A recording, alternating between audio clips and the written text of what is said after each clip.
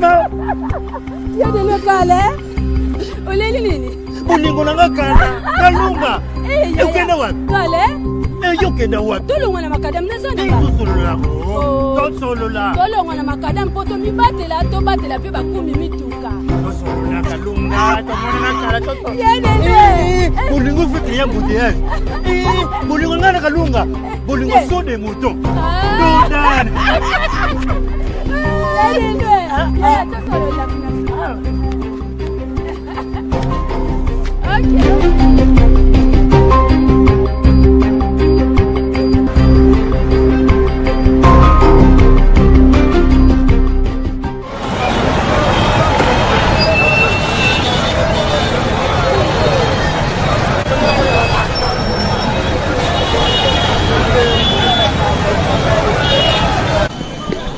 Voilà, nous vous saluons, fidèles téléspectateurs, et surtout les différents internautes qui nous suivent en ce moment. Oui, réalité sur le terrain, nous sommes dans la commune de Lemba, plus précisément au niveau des ronds-points Super. Nous sommes là, Super Lemba, avec la CNPR. Vous savez, comme on avait l'autre fois déjà commencé avec ces partenariats, et nous allons acheminer avec la CNPR, la Commission nationale de prévention routière, qui a accepté de travailler avec votre émission Réalité sur le terrain et votre chaîne que vous aimez beaucoup. Alors c'est pour cela que nous remercions très sincèrement M. Matalatala, qui est le président de la CNPR, et pourquoi pas aussi le DAF et tout le personnel de la CNPR qui, ensemble avec votre chaîne, essayent de sensibiliser la population, les usagers de la route, et surtout pour éviter comme ça les accidents, les cas de décès, parce que c'est très capital cette prévention. Alors on va aujourd'hui encore vous proposer notre numéro, et surtout revenir d'abord à la journée qui était très capitale, hein, pour essayer comme ça de réfléchir, de penser à tous ceux qui ont connu des cas d'accidents routiers, hein, et les ministres de transport, lui, ensemble avec le président de la CNPR, M. Matalatala, ont essayé comme ça de sensibiliser la population, de conscientiser la population. Et vous allez suivre ça en images. Ça, c'est la première partie, ça, c'est l'actualité. Hein. Et la seconde, on va plus insister sur les comportements des usagers de la route. Ensemble avec nos inspecteurs qui sont là et M. Deo Ilunga. Bonjour, Deo Ilunga. Vous allez très bien? Oui, bonjour, monsieur. Beaucoup de jours d'absence, monsieur Deo Ilunga. Oui, monsieur. On vous a réclamé, monsieur Deo Ilunga. Certainement, oui. Nous étions dans beaucoup d'activités, ce qui a fait que nous n'avons pas pu présenter notre numéro pour l'émission Réalité sur terrain. Voilà, alors, vous êtes passé là, à Tolobalinga, la poto, comme Samaka Mango Pena, et Kota Matoya Moko na Moko, ou Moko Telelo. Lelo, nayepe, natambola pe nga moko te, lelo naza accompagné, na ba habituel nangai, ba inspecteur routier, ba chevronné et à communication na CNPR, tozali na inspecteur Roger Mavinga. Inspecteur Roger Mavinga. Bonjour. Bonjour, monsieur. Vous allez bien? Très bien, nous allons bien. Voilà, inspecteur Roger Mavinga, vous allez mon côté. Et vous avez sur la nani, la monnaie presse penge pas à Roloba, à intervenir, c'est très capital. Oui, venez presse penge. Profitons de l'occasion, faisant les larrons. Oui. Nous avons Monsieur Ngila Machopa Hermad. Voilà. Oui, je suis formateur. Donc, Mavinga, monsieur Ngila Machopa Hermad. Hermad. Voilà, les deux inspecteurs. Oh, bazo sala musala nakati. Il y a Mboka Nabiso, surtout la CNPR, pour nous Rosunga, Batoba, on va prendre un accidenté. Alors, souvenir de la journée mondiale. Hein? Oui, Zalaki, troisième dimanche, il y a mois de novembre. Chaque troisième dimanche à mois de novembre, le monde célèbre la journée mondiale. Il y a souvenir, il y a victime, il y a accident, il y a nzela. Alors, Saint-Père a quitté na terrain et le ministre a lancé journée wana yemoko a quitté na terrain pour sensibiliser les usagers de la route pour mutu na mutu okakoto sa code de la route pour que to continue à vivre ba victime accidenté, mais au contraire to poser ba acte au ekoki ko sauver ba ike. Voilà, on va d'abord suivre en image et revenir juste après.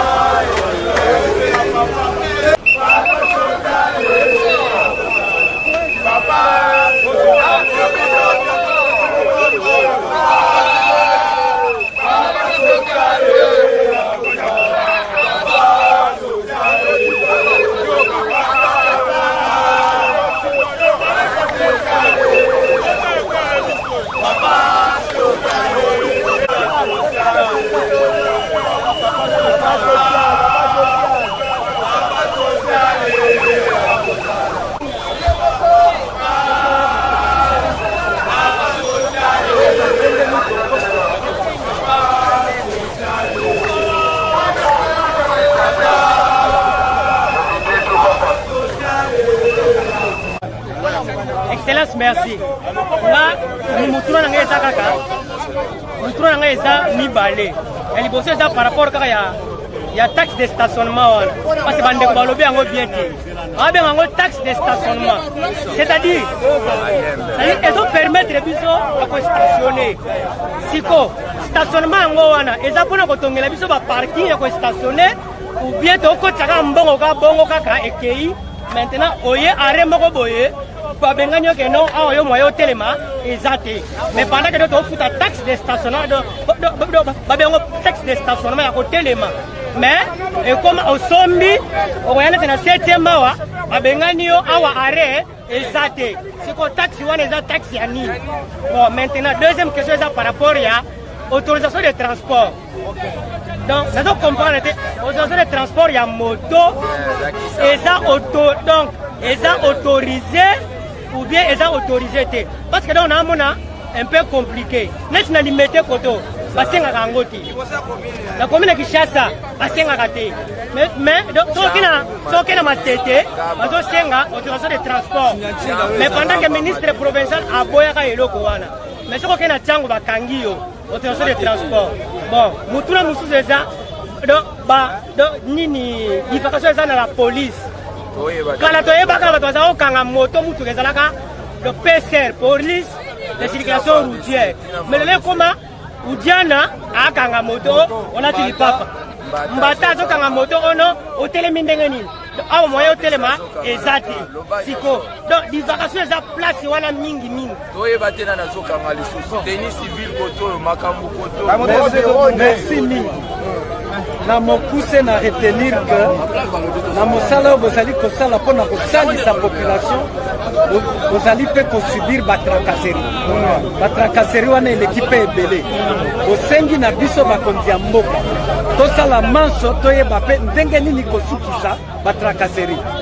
Merci mingi na note yango ya lisusu nasengi bino na campagne oyo tozali kosala objectif ezali mpe na kobatela bomoi na bino boyebaka que souci ya gouvernement boyeba mpe komibatela bokomibatela soki bino moko mpe bobandi kotosa code de la route mibeko ya mboka par rapport na circulation routière.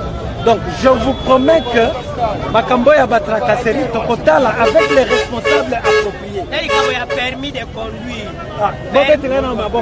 Permis de conduire. Il y a 2017 expira. Mais le lot sur la police a kangé le lot permis de conduire. Pour y avoir quelqu'un qui a la faiblesse dans la canangote. Mais pendant que donc et bien raté. Permis exact. Égalité. Mais la compromettre bino avant la fin de l'année. Donc on a permis de conduire et conduire. C'est ça le début de Osomba. Bokosomba. Naebi Bokosomba. En plus, on communique dans l'association. Pour la procédure et pour la dengeli. Pour correctement, un vrai permis de conduire. Pour que la vie n'a pas faux permis de conduire, pour qu'on ait l'obligation de dénoncer Bango, donc on kangapé Bango.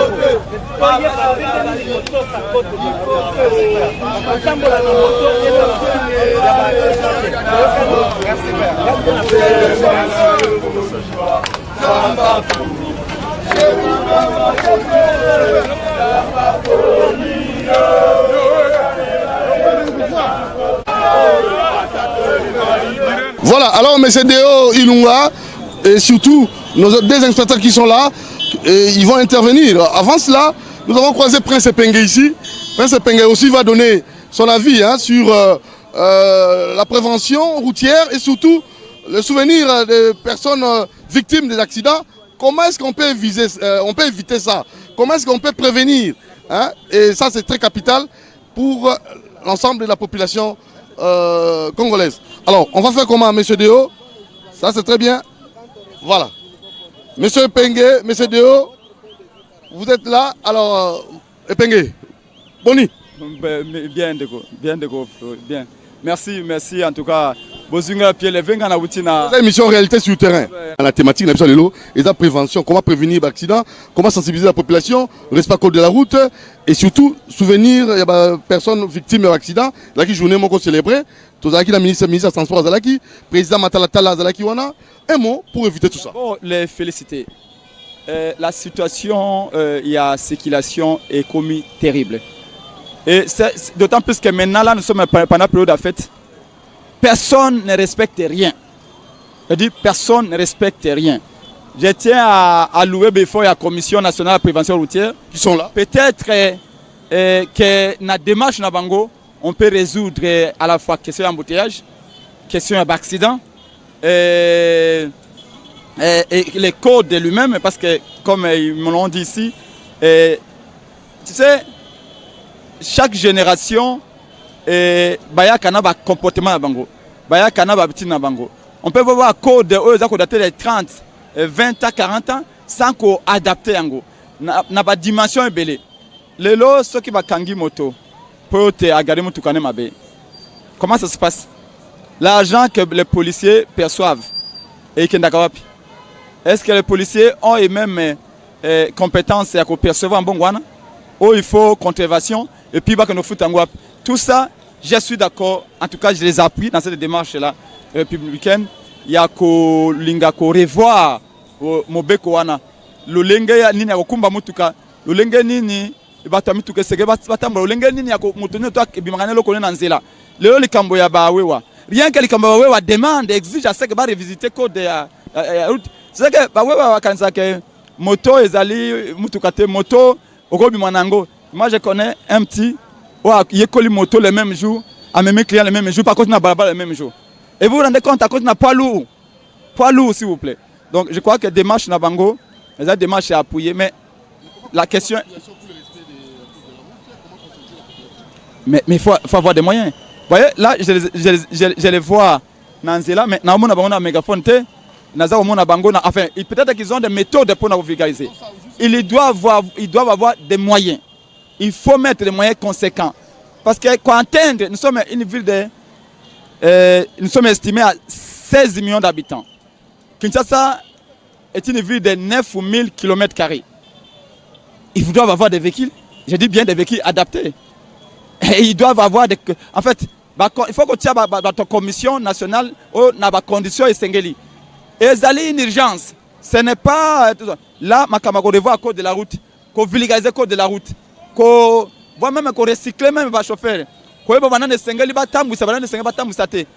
Il y a un certain moment où tu as jusqu'au jour d'aujourd'hui, permis de conduire, on nous dit qu'il n'y en a pas.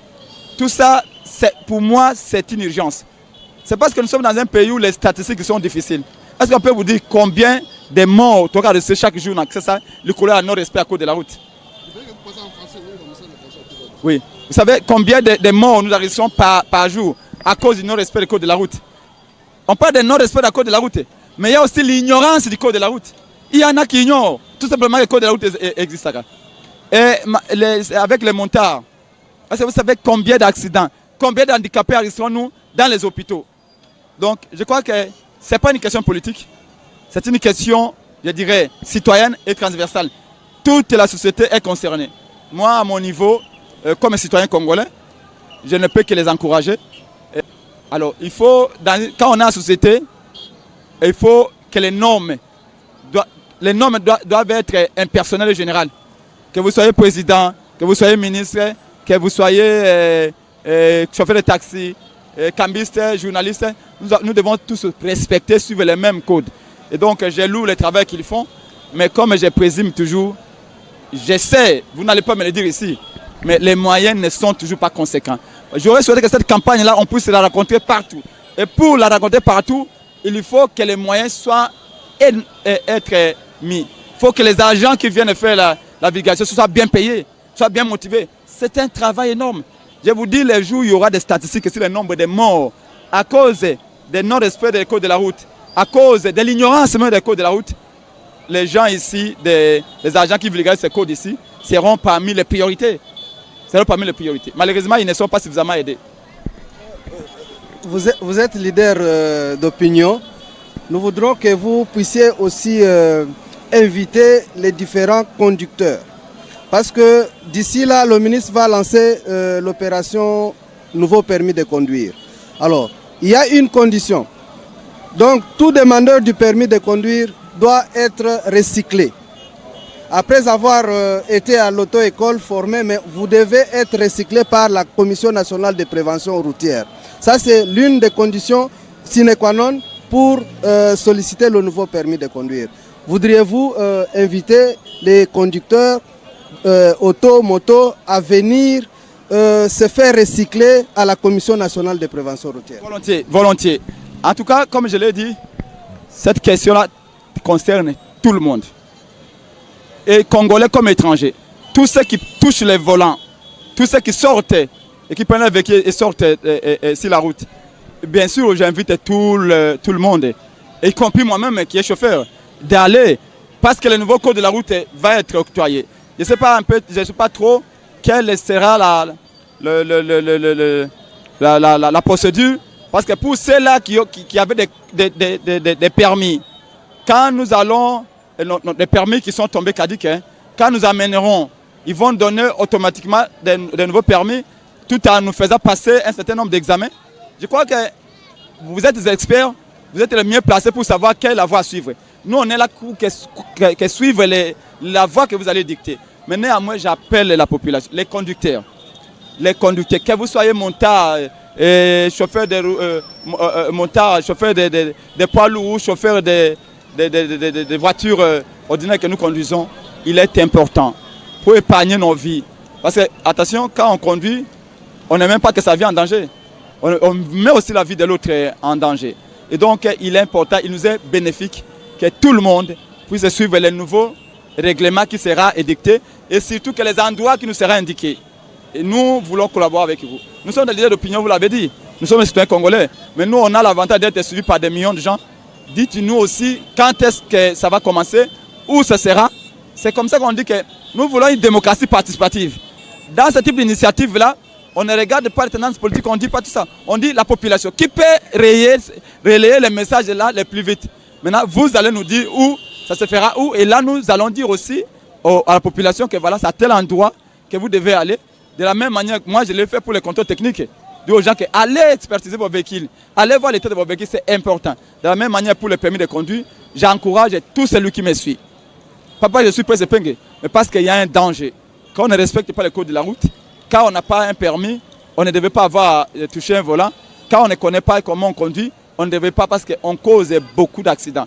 Quand vous cognez quelqu'un, vous tamponnez quelqu'un, cette personne-là que vous tuez, c'est père de famille, c'est une mère qui a des enfants. Cet enfant-là que vous rasez un moyen, quand on n'a pas les moyens de sa politique, on est contre la politique de moyens et c'est compliqué. Merci, Prince Epenge. Il faut préciser que par rapport au recyclage, dans notre pays, le recyclage a un caractère obligatoire. C'est-à-dire tous les conducteurs automobiles sont tenus à se faire recycler tous les 3 ans.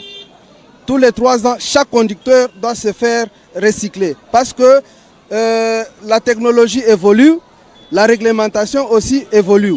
Chaque conducteur doit adapter sa conduite par rapport à l'évolution de la technologie, à l'évolution de la réglementation. C'est pourquoi dans notre pays, la Commission nationale de prévention routière est ouverte. C'est-à-dire qu'elle reçoit tous ceux qui viennent vers elle pour se faire recycler. C'est par rapport au caractère obligatoire que la CNPR est en train d'accomplir cette tâche. Merci. Voilà, merci Prince Epenge pour la sensibilisation. Je lui demande, comme un citoyen congolais, qui nous amène, qu'on nous donne tous les éléments. Nous donnerons volontiers dans nos émissions, parce qu'il s'agit de la vie. Nous qui voulons conquérir le pouvoir, c'est pour protéger le peuple. Mais si le peuple meurt par des accidents, on va diriger qui? Dès aujourd'hui, nous voulons qu'on donne les éléments, nous allons les vulgariser. Dans nos émissions, on va faire une priorité. Parce que la question du code de la route, du non-respect du code de la route, est devenue presque une épidémie. Et il faut que cela puisse être réglé. Et la commission routière, les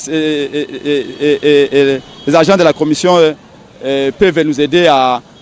moi-même, je dois vous avouer qu'il y a certains éléments que j'ignore et que s'ils les mettent à notre possession, nous allons les aider volontiers comme citoyens congolais à vulgariser parce qu'il y a trop d'accidents, il y a trop de dérapages. Les gens, on a vu quelqu'un avec sa bouteille d'Agen qui conduit, qui boit. Ça, je pense qu'avec ce que Ndeko nous dit ici, c'est interdit, mais ça se passe quand même. Alors, comme on dit, mon peuple, la Bible dit, mon peuple périt faute de connaissances. Il est important que notre peuple soit au courant. Et comme ça, quand il y aura la sanction, qu'on ne prétexte pas ignorance, c'est important que nous participions à cette campagne-là, volontiers, pour la République, pour nos frères congolais. Merci Prince Epenge pour votre intervention. À la prochaine occasion. Merci beaucoup, Ndeko. Voilà, alors nous allons acheminer avec nos amis de la CNPR, la prévention, la sensibilisation, la conscientisation de la population au respect du code de la route, c'est très capital. Alors, chers amis, chers inspecteurs, très rapidement, nous sommes là. Oui, monsieur Deo, inspecteur. Monsieur Malobat, on a vu que inspecteur. Ouais, inspecteur, boni. Bien. Oui, qui Prince Epenge, on a habité au Baksanini, pour la route à la même avant que Prince Epenge n'arrive, il y avait des gens ici, roulage, et pas moi la moto, pour respecter le code de la route, mais c'est tout un problème. Vous, en tant qu'expert. Bon, en tant qu'expert, Prince Epenge a lobby pendant malobamoko à Kitoko, et qu'on ait conscience, il y a population, il y a ceux qui cameraman amekana ko balade nan Carrefour ndenge ezali comme on a que comportement moko vraiment bizarre parce que Carrefour et ligne à Carrefour bon à faut ezala donc dégagé Carrefour ezala vide mais voyez un peu tala ndenge ba telemi mutu na mutu ndenge na ye so mona ndenge ba telemi ya koto ndenge ba telemeli wana eza yango te soki mutu na super lemba là. Par exemple, il y a une station essence. Et si quand on a un côté télématique, si on a un télémi, on a un côté télémi. Et puis qui s'est mis dans le télémi, on a au côté de la station. Pourquoi l'ignorance n'est pas principe. C'est solo. N'est lobby principe l'ignorance. Donc code de la route est petit si yango. Donc l'entrée carrossable. Nenge zawana ozana posa ya kozwa carburant na yo mais moi yo côté zate même de l'autre côté regarde de sika nyo so telemi wana ba côté c'est infractionnel donc ça ba infraction moko donc consommer mais tozo mona ba gens qualifié na biso tozo yebate kako comprendre kaka ko kanga mais pour na ko réguler circulation bazo sala mpenza te tozo yebate pourquoi est-ce que la population est sensibilisée est-ce que ba exagérer on a ba yebi. C'est ça, bayebité. So directeur à lobby, il baya kozwa recyclage, base à la recycler bayeba code de la route parce que bazo télémaka ndenge zawana. Ozo mona sikondenge. Même donc partout ozo mona encombrement ya Carrefour. Ça devait être en même côté pe jouaka. Moka peso si matezo pesa suki to côté. Talaka ndenge zali. Tala ndenge zali. C'est bizarre. Donc ba côté le ndenge wana te. Tout ça quand même civilisé, tout là que ça met moi exemple que bateau yo ba yebi code de la route même ba kena ba mboka ba paya mondelo aussi matin même na ba province na biso tozo mona même na ba Katanga façon bazo tamola ba ndeko na biso wa eza différent par rapport ya awa na Kinshasa donc awa eza libertinage ba ko sala ndenge bango ba lingi donc code de la route kutu bango elobelaka bango kutu tout na bango tout na bango ensemble en tout cas eza pasi ndenge ndeko auti koloba même pour na beauté ya Carrefour tala ndeko Mavinga inspecteur Mavinga ndenge lobby pour na beauté ya Carrefour eloko moko ya malonga ezate tala yo moko ndenge bat o batelemi o ezali station ya essence tala sikoyo na se ya station à 2 mètres ya pompe ya station ezana bawewa batelemi bavandi na bango oyo atali boye oyo apesi mukongo boye donc changa to tuna bango nana oyo tuna bango oyebisa bango otuna bango yeba pourquoi est-ce que bayebi te mais souci na biso ezali ya que batu oyo il faut baya vers la Saint-Père bazwa recyclage tokende tuna bango même ba chauffeur tokendaka même ba motard normalement parce que il ko zala recycler wana te normalement en principe balingaki bazala place wana awa ezali en plein Carrefour talaka makambo ezosama na Carrefour donc Carrefour il faut la dégager neti place ya boye batu bakoko telema te o eza station bango siko tala batelemi boye normalement basengeli kotelema te en tout cas basengeli kotelema place oyo te ndeko okibala te bakanga te osala émission tozalinga boyeba eloko bosengeli kosala siko bosasonaka mpona nini biso osasonaka awa mpona parking eza te yango wana tosasonaka awa parking eza te tofuta bambongo na biso chaque jour mais tona ba parking te tracasserie pe na mboka eleki yango wana tokoma otelema na boza otelema wa po boza na parking te parking eza te yango wana totelema awa est-ce que vous avez information et pas papa de haut aibisa ndenge boseli kosala oyekola moto ndenge nini ngai nayekola moto natanga classe asisi na ngai nafanda poso eza esu te tofanda ebele tosisa da 3 na ndako na biso esala eza te yango namoni eloko ya kosala eza te tofandaka na ndako papa balesa biso namoni ça ne va pas yango nayekola moto nakoma okumanga moto mpe ekoma osunga biso mike me bato badeklare na auto école te na auto école te na code de la route oyebi makambo ya code de la route Naebi. Naebi. Naebi. Ça yo eloko moko oyebisanga signification nango. Pesanga code. Nalakisa yo eloko moko oyebisanga signification nango. Megana, so naebi na ko répondre yo. Na ko répondre so naebi. So naebi te wana ko expliquer. Est-ce que vous respectez la signalisation? Pardon, vous respectez la Pardon? Vous respectez la signalisation? Oui. Ouais, tu respectes. Et si tu n'as pas de chance, ils sont évidemment comme on a été, nous kangayo kaka chaque fois. Na auto-école. Alors, ceux qui ont na auto-école, biso tozawana ponako, ceux qui ont lekate, oye pa na biso, to pesio moi formation, o ekoko sunga yo tambola l'aise nanzela. Hein? Bien. Gratuit. Tout ça là, la campagne, il y a formation publique, il y a Ofele. Tolobimbo, ba motocycliste, il y a Lemba, Boya, to formé bino, to formé. Ba mususu bayate, ba mususu balobi otoza na tante. Yaka na Saint-Père, ba pesa o formation et sungayo. Pour makambo ezo changer. Tout là na eloko wana c'est mo jamais eloko.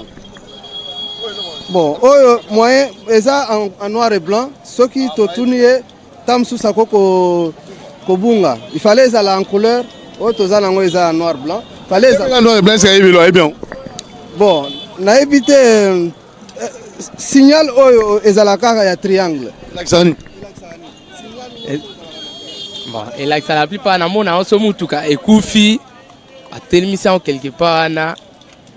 Et là, moto ayebi code de la route, aotana balabala ndenge nini na route.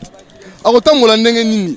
Moto ayebi ba panote, ayebi pano signalisation te akotala nini penza. Ezaleti ozotambola na nzela. Or nzela elobaka. Oyebi ke nzela elobaka. Hein? Nzela elobaka. Yo mto ozotambola na nzela, ozoloba na nzela. Bozo solola.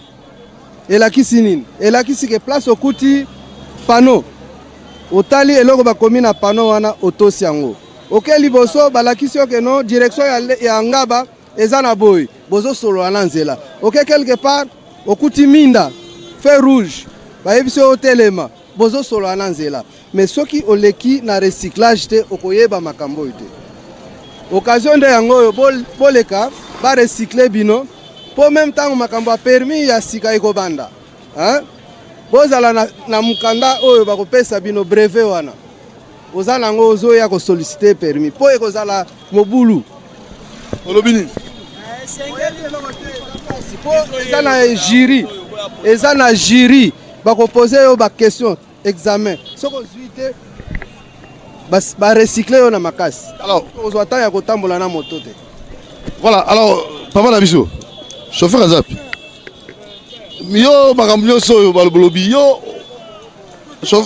oui la moni rex bayebi na bango te bango nyonso ata soko tuneti na batraçage oyo ya banzela oyo bayeba bango te mpo okomona motuka ya liboso na ye il se pose même pas la question poni mutu ya liboso atelemi omona aleki o pa le moninga azolekisa bapiéton ye aleki na ye kaka donc il se gêne pas, il se dérange pas, il s'inquiète même pas. C'est comme ça va causer ba mort rebelle bateau, colère de mituka bateau, oh on a tout bateau. Je me donne votre adresse en français. Qu'en dites-vous pour résoudre ce problème? Mais vous êtes là, vous êtes la Commission nationale de prévention routière, vous êtes habilité pour mieux le faire que moi peut-être. Donc prenez ces gens en charge. Quelles sont vos inquiétudes? Mais c'est ça que je viens de dire. Ils tuent beaucoup de gens sur nos routes ici, à Kinshasa ou ailleurs, parce qu'ils ne savent pas interpréter les signaux routiers ou même les traçages qu'on met sur nos routes. Ils ne savent pas interpréter ça. Donc pour eux, ils roulent comme ça, comme des piétons. Donc rien dans la tête, ils roulent comme ça. Et quand on leur rappelle ça, ils croient qu'on les dérange ou on les insulte, tout ça. Alors que faire maintenant? Faites votre travail, c'est pour ça que vous menez cette campagne. Allez jusqu'au bout. Comme ça, sur 100, au moins, faites-vous au moins l'objectif d'obtenir au moins 80 qui seront instruits. Merci beaucoup. Alors, papa, il y a un souci avec le code de la route. Nazala na souci nango mais kuna basenga mbongo. Net musalo. Ni hotel école té, olingo ba situation ba panoté. So ba ngo dépenser mbongo. Mais so okufi. so nakufi ekozala lisu problème neti mosala oyo nayekola yango po papa akufaki natikali na mama me natali mosala eza te yango nde nakenda koyekola moto epa camarade na nga nde moto amemanga na moto nayekoli na bando bula na nzela me nayebi ko de la route te il faut naleka na etokole po nayeba makambo ya nzela. Très bien. Alors, bino bata parking, bino bata ba chargeur. Siko bino balobi awa normalement mutuka ko zalate. Zala tellement. Ah mutuka c'est ko zalate. Oui, à chaque fois oui, que babi ah normalement mutuka ko zalate. Yo siko en tant que chargeur ni nozoloba. Il y a un problème que l'État a tiré biso ba arrêté. Parking titulaire et arrêté. Yo monaka biso batu ba chargeur na ba chef na biso to travailler kaka comme il faut na makasi kaka ya biso moko parce que ceux qui te le bito tika to c'est la parking to ça musala maote yango monaka mituka eboma mine on a station. Oui, station et comprenant que ceux qui batiki biso bongo même bango moko ka ba chauffeur oyo asomba ka kabira na station na bango bataka ba bonne na bango moi ba benga na bango exact parce que babi que l'état yemoko a créé ba parking te et sengi que l'état a lukela ba chauffeur ba parking pour na ba parker ba kana bango pour ba sala musala bata moto et la problème que batala so tali ba embouteillage o ezana ville de Kinshasa et ça na okala mais lelo e bota 1000 sous pour na ba mingi ba moto surtout moto gizi depuis ne bazana bango permettre mais moto gizi bakotaka bakontola te baza bakonza sa cynique okozala nzela yango yo muninga nazala mulongo nako dévier muninga na ye po awela kaka nzela ya ye yo monaka ba sotali na ville de Kinshasa embouteillage et donc créer même mingi na ba moto na sengi l'état ayeba ko éduquer ba chauffeur ya moto Alex Sabon ke bay ba nini ko tambola na boulevard pour l'embouteillage. Alors, monsieur Mavinga, vous avez habité échange de Salina Bango? Oui, monsieur Deo Ilunga. Tosali échange na bandeko. C'est peli quand même na idée. Oui, c'est peli. Oui, papa, c'est peli na. Topesi baninga bandeko conseil que ba se regrouper na ndenga ba association na ba. Ba numéro na onde nini? Opesi bango? Bon, na pesi bango adresse ya musala. Toye a na cadre ya musala bakozwa numéro adresse ya musala ba se regrouper na ba association wana bangonde bakoya ko solliciter Saint-Père pour à recycler bango bakoya kozwa ba condition nyonso epa ya Saint-Père na ndenge ya que tokoya ko recycler wewa individuellement boyete mais toko recycler bango na ba association na bango. Président bien allé au président. Ngana tuna siko neti ba mususu bazalaka na kati ya ba association te mais ba memaka na bango pona bango bakozala recycler te ko solliciter okoko ya pe na ndenge na yo moko bakopesa condition o remplir condition wana ba recycler il n'y a pas de problème mais to faciliter nos tâches pour que recyclage wana et atteindre bato ebele hein pour atteindre bato ebele tellement que boza ebele tolingaki que recyclage ezala public hein ezala public eza malam donc ceux qui boye ebele au même moment ekozala malam vraiment malam penza. Voilà, c'est bon oyoki? Oyoki, déjà. La moto ekotaka te. Na ville moto ekotaka te, on profiter. Ah, na ville on a likambo ya sujet lelo te. To il faut bureau moko ya awa poto bando kende présent. Pokuna to okota te. Voilà sujet mususu. Na vite. Journaliste nangana bakisa mwa liloba moko likanisi directeur à l'obipo bande qu'on a biso ba wewa bazala un peu recycler un peu te bazala recycler mais il faut qu'on bakisa lisusu ba chargeur ba yé ba notion élémentaire ya code de la route parce que bango baza pena hauteur ya ba embouteillage yo salema ba tosa ka bango koleka kuti ba gens qualifiés ba chargeur ozo mona nyuso wana parce que so ba yebi code de la route ba koye ba ko orienter ba conducteur na bango mais quand ba yebi na bango ta ko yebisa ke telema à côté ça Donc pour nga bangobe pour bazala recycler bayeba code de la route. Monsieur ya mi balé na zolo bal susu eza na sujet na ngote mais Commission nationale de prévention routière azo kolela mingi na ndenge ke ba conducteur ya moto ya ville ya Kinshasa bazo to sate pona likamba ya casque. Ba casque bazo late o ya ba contremaître ba ingénieur ya o bazo tonga bandako. Eza yango te za propriété na code de la route. Donc il faut que l'obelango ba condition ba pesi nzela na bande kolango okolobela sujet uniquement comme on a casque ya protection wana bazo lata eza yango te. Donc il faut balata ba casque na bande ko filmer casque moko ko za la approprié que à cas d'accident mutu ebeti na makadam à cause à la moins même 50% ya ko vivre. Mais o bazo lata wana soli kama malamoko à cause de la peine de la chance pour Abika. Monsieur Mavinga, pour le Kabona, tu as dit que oui. Kabona, pour le Kabona, na sengi na bande kona biso ba kumbi mituka, ba kumbi tuku tuku. Même bande kona biso ya pusu, même ba pieto ba izager nyonso wana. Tango mission ya code de la route ezali koleka. Ata kwa zali kolanda to match ya mikolo to il faut alanda yango po eza motu ya pona ye. Po soki bayebi moi Mateo tozo pesa na code de la route ezala moi esengo même na mwana na ya ko pesa e conseil que avant au katsa faut sala bo mais tango oza ko négliger même ba émission tozo sala eza moi passe ko senga ne balanda ka pena émission surtout CCTV balanda ngo na ngonga oyo eleka ka émission wana. Merci monsieur Mavinga, l'inspecteur Deo. Tozo ke na conclure hein monsieur Deo Moron Njambe. Oui, Maëlle, ils sont dans le terrain. Voilà, donc faut respecter aussi. C'est là, oui. En réalité, sur terrain, Touti ko sololana bandeko. To sepelaka na bango pe ba sepelaka na agent ya Saint-Père parce que bayokela abiso. Bayokela abiso parce que oyebi vocation ya Saint-Père est beaucoup plus pédagogique.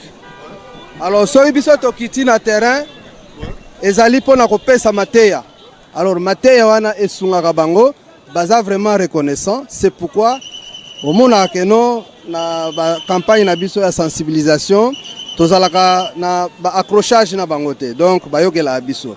Donc, tolingi vraiment que non sensibilisation et atteindre bato nyonso. Et atteindre bato nyonso, bino ba média vraiment bossa la paix plaidoyer à Saint-Père pour que tous alla vraiment la raison même il y a partenariat à réalité sur terrain na Saint-Père. En tout cas chaque fois na félicitaka yo, na félicitaka émission na yo, na félicitaka chaîne na yo parce que besoin initiative ya ko lutter, ya ko se placer à côté à Saint-Père pour na ko lutter contre l'accident de la route. Vraiment coup de chapeau pour notre initiative. Nous voulons aussi que les autres puissent emboîter le pas.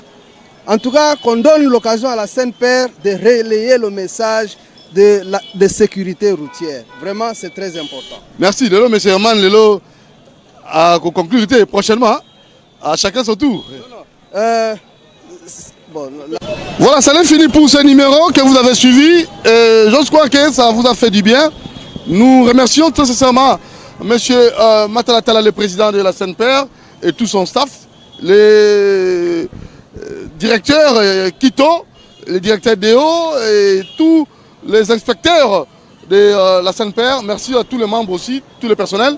Et ce partenariat, c'est un partenariat durable pour l'intérêt de la nation congolaise. Nous sommes aussi ici au niveau de Super Lemba. Nous tenons là aussi à saluer M. Jean-Pierre Mbalakasanda, le chouchou de Moamba, parce que nous sommes dans votre commune, M. Jean-Pierre Mbalakasanda, l'homme qui est Moamba. Et Moamba aussi doit nécessairement reconnaître le bienfaiteur Jean-Pierre Mbalakasanda. Et les bonnes actions ne sont jamais oubliées. Il a beaucoup milité, il a beaucoup travaillé pour l'intérêt de cette commune de Lemba. Jean-Pierre Mbalakasanda, chouchou de Moamba, ne te fatigue pas. Moamba te sera reconnaissant. Sois calme, ça ira. Allez, bien des bonnes choses à vous. Nous insistons sur le feu. Il faut prier. Mais je dois prier, c'est Osman Moron Njambe. Allez-y, sur l'avenue jusqu'à 42 bis à Lipen. Monsieur Bienvenue Simba Nantel qui a réservé un espace pour permettre à tous les enfants de Dieu de pouvoir prier. C'est sur l'avenue jusqu'à 42 bis à Lipen. Et vous allez faire vos réservations. Il y a des chambres, il y a la restauration, tout y est pour une prière vraiment intense et concentrée dans un environnement décent. Merci à Maman Charlotte qui attend impatiemment vos appels pour vos réservations. Merci à Maman Annie Ekembe et pourquoi pas aux enfants Naomi et Keren Antimbana. Alors allez-y nombreux pour vous faire et surtout pour comme ça bénéficier de cet espace vraiment très classe. Allez, ça n'est fini pour ce numéro. Merci à vous. Soyons prudents, respectons le code de la route parce que c'est très capital. Les accidents tuent, hein, plus que même sida. Hein. Quelqu'un m'avait dit ça. Sida. Accident. Soyons vigilants, soyons attentifs, acceptons de suivre cette émission et surtout la sensibilisation et surtout on doit aussi vous recycler sur Yébité, recycler. Ciao, Doudou Monti vous aime. Merci à Moron Djambé. Ciao. Endeko, yo okimaka mbula, me yeba ke mbule bomaka te. Mbule za maseti te. Me mutuka yo zo sala lolendo ekoboma yo. Kala nde bakosaki bino eloko ebomaka balongola. Me ti lelo soko tamboli malamu te na katikati ya makadamu ekoboma yo.